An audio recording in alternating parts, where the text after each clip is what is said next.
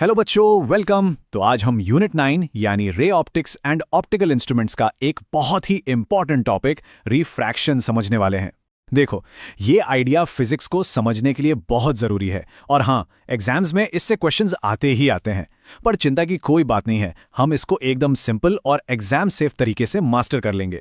अच्छा, चलिए एक सिंपल से सवाल से शुरू करते हैं। आपने कभी नोटिस किया है कि जब एक पेंसिल को पानी के ग्लास में रखते हैं तो वो आधी टेढ़ी सी क्यों दिखती है? ये कोई जादू नहीं है, इसके पीछे सॉलिड फिजिक्स का कॉन्सेप्ट है। ये देखिए स्लाइड पर, बिल्कुल वही हो रहा है ना? पानी के अंदर रखी हुई चीज अपनी असली जगह से थोड़ी ऊपर उठी हुई दिखती है। ये इल्यूजन इसलिए होता है क्योंकि लाइट जब पानी से निकलकर हवा में आती है तो वो बेंड हो जाती है, यानी थोड़ी सी मुड़ जाती है। और लाइट के इसी बेंडिंग को, इसी मुड़ने को हम कहते हैं रिफ्रैक्शन। तो चलिए देखते हैं कि आज हम इस सफर को कैसे पूरा करेंगे। सबसे पहले हम समझेंगे लाइट के मुड़ने का जादू, फिर उसके पीछे का नियम यानी स्नेल्स लॉ। इसके बाद हम डेंसर से रेयर मीडियम का खेल देखेंगे और सबसे इंपॉर्टेंट, एग्जाम में होने वाली गलतियों से कैसे बचना है, और एंड में एक क्विक रिवीजन। ओके, तो चलिए इसमें डाइव करते हैं। सबसे पहले ये समझते हैं कि आखिर ये लाइट बेंड होती ही क्यों है। इसका कोर आइडिया क्या है? इसको समझने के लिए ना एक बहुत ही शानदार एनालॉजी है। इमेजिन कीजिए कि एक कार सीधी साफ सुथरी सड़क पर तेज चल रही है। ये सड़क है हमारा रेयर मीडियम, जैसे कि हवा। अब अचानक से कार का राइट वाला पहिया कीचड़ में चला जाता है, जो है हमारा डेंसर मीडियम। तो क्या होगा? राइट पहिया धीमा हो जाएगा, लेकिन लेफ्ट पहिया तो अभी भी रोड पर है, वो तेज चल रहा है। इस स्पीड डिफरेंस की वजह से कार थोड़ी सी मुड़ जाएगी ना।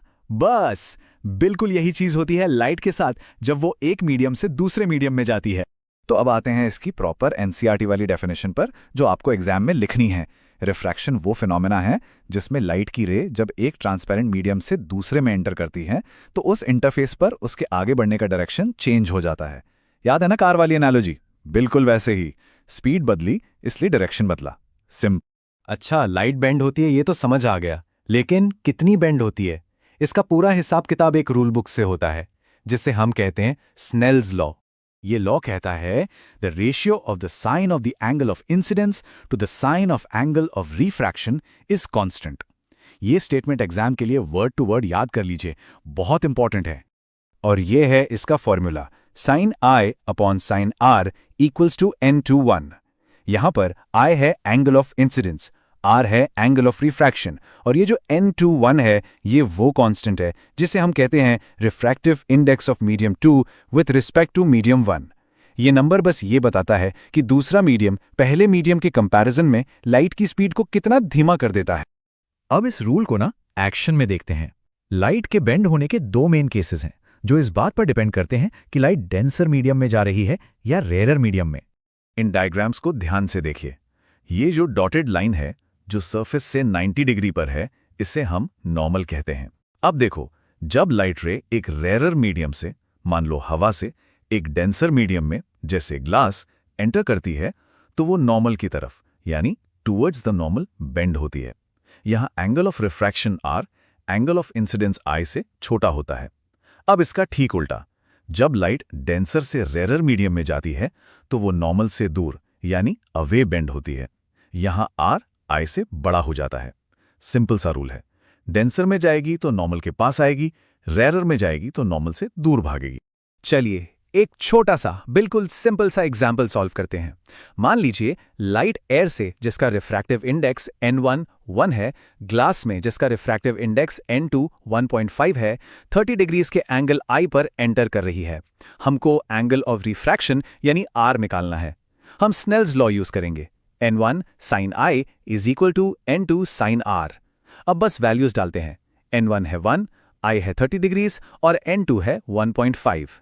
तो 1 टाइम्स साइन 30 जो कि होता है 0.5, ये बराबर होगा 1.5 टाइम्स साइन R के।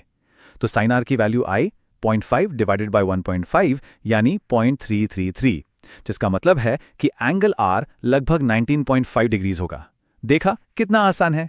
ठीक है, अब आते हैं उस सेक्शन पर जो एग्जाम में आपके मार्क्स बचा सकता है।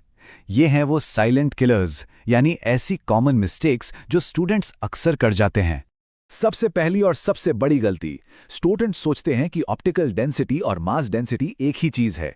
यह बिल्कुल गलत है। सही कॉन्सेप्ट यह है कि ऑप्टिकल डेंसिटी का लेना देना लाइट की स्पीड से है, मास से नहीं। फॉर एग्जाम्पल, टर्पेंटाइन तेल की मास डेंसिटी पानी से कम होती है, लेकिन वो ऑप्टिकली डेंसर है। दूसरी गलती, यह मान लेना कि लाइट हमेशा नॉर्मल की तरफ ही मुड़ती है। नहीं, जैसा हमने अभी देखा, यह तभी होता है जब वो डेंसर मीडियम में एंटर करती। और अब सबसे जरूरी गलती, जिसे आपको बिल्कुल बिल्कुल भी नहीं दोहराना है। हमेशा याद रखिए, एंगल I और एंगल R, ये दोनों हमेशा इस नॉर्मल लाइन से मेजर किए जाते हैं, कभी भी मीडियम के सरफेस से नहीं। ये एक छोटी सी गलती आपके सारे मार्क्स काट सकती है। चलिए अब जल्दी से सारे इंपॉर्टेंट पॉइंट्स को रिवाइज करते हैं और देखते हैं कि ये टॉपिक आगे के चैप्टर से कैसे जुड़ा हुआ है। तो ये इतना जरूरी क्यों है?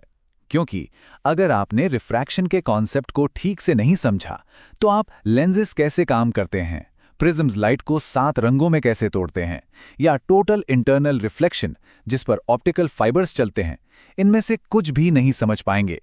इसलिए रिफ्रैक्शन को अच्छे से समझना मतलब आगे के इन सभी इंपॉर्टेंट टॉपिक्स के लिए एक मजबूत फाउंडेशन तैयार करना है। तो एग्जाम के लिए ये 5 पॉइंट्स आपके दिमाग में एकदम क्लियर होने चाहिए। नंबर 1, रिफ्रैक्शन लाइट का मीडियम चेंज होने पर बेंड होना है। नंबर 2, कितना बेंड होगा ये स्नेल्स लॉ बताता है। नंबर 3, डेंसर मीडियम में नॉर्मल की तरफ। नंबर 4, रेरर मीडियम में नॉर्मल से दूर। और आखिरी लेकिन सबसे जरूरी बात, ऑप्टिकल डेंसिटी लाइट की स्पीड का मामला है, मास का नहीं। ठीक है, अब एक आखिरी सवाल, जरा इस पर सोचिए। हमने देखा कि जब लाइट डेंसर से रेरर मीडियम में जाती है तो वो नॉर्मल से दूर बेंड होती है।